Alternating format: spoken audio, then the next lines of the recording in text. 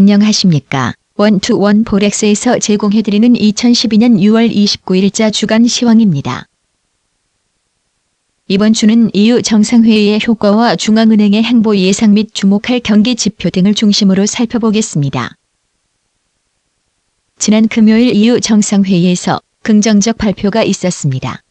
ESM, EFSF 구제펀드를 은행의 자본 조정에 지원하고 이는 국채 매수에 사용될 예정입니다. 이에 따른 긍정적 요인을 보면 이번 결정으로 부실 국채와 은행 간의 연결 고리를 끊는 데 도움이 됩니다. 구제자금으로 이탈리아와 같은 국가의 채권을 매수할 수 있는 것입니다. 이번 회의는 유럽 정상들이 유럽이 나가야 할 길에 대한 큰 변화에 동의를 했다는 상징적인 의미가 있습니다. 그러나 부실 채권 위기가 아직 끝난 것은 아닙니다. 예를 들어 구제펀드는 5천억 유로 수준인데 스페인 및 이탈리아 은행의 총 부채 규모는 2.4조 유로에 이르고 있습니다. 또한 재정 통합에 대한 뉴스도 없습니다. 현재 단계에서 유로존 부채 위기에 대한 해법을 축하하기에는 아직 이른 모습이고 금융시장은 여전히 유럽에서 좀 더 많은 조치가 취해질 것을 필요로 하고 있는 것입니다. EURUSD는 1.275 부근에서 상승이 제한될 수 있겠습니다. 또한 1.2550이 중요 지지선으로 작용할 것으로 보입니다.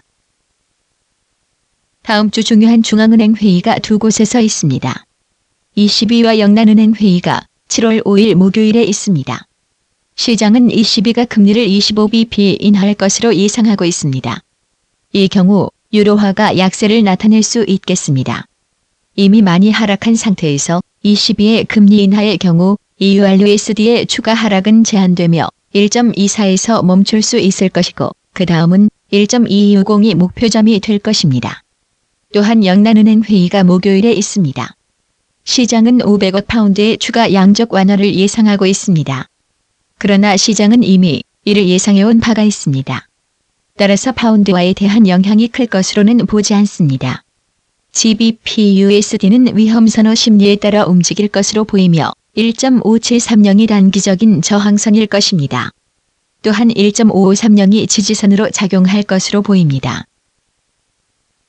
이번 주 미국 및 중국에서 발표될 경기 지표가 있는데 대개 펀더멘탈에 주목하지 않지만 이번에는 주목할 필요가 있을 듯합니다. 월요일 중국의 6월 HSBC 제조 PMI를 주목할 필요가 있겠습니다. 중국 경제는 수출 위주이기 때문에 글로벌 성장 및 시장에 민감합니다. 따라서 유로존 경제가 나아질 때까지 중국 경제가 회복되는 것은 어려울 것으로 보입니다. 금요일 미국의 노동시장 즉 6월 비농업 고용 지표 등 미국 지표를 좀 더 확인해 볼 필요가 있습니다. 6월 ISM 제조업과 비제조업 지수가 또한 다음 주 주요 지표로 보이는데 둔화세를 보일 것으로 예상됩니다. 경기 지표의 약세는 미 연준이 움직일 가능성을 높일 것입니다. 이는 달러화에는 부정적입니다. 미국 국채 수익률의 하락세도 계속 유지될 것으로 보입니다. 이 경우 금리의 연관성이 높은 USDJPY의 상승을 제한시킬 것입니다.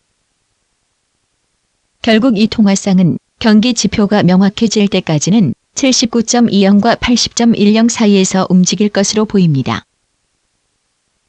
다음 주 주요 경기 지표 발표에 대해 말씀드리겠습니다. 빨간색 글자체는 중요도가 높은 경기 지표를 표시하고 있습니다. 다음 주에는 앞서 말씀드린 대로 ECB 금리 결정 회의, 미국의 비농업 고용 지표 등을 주목하시기 바랍니다.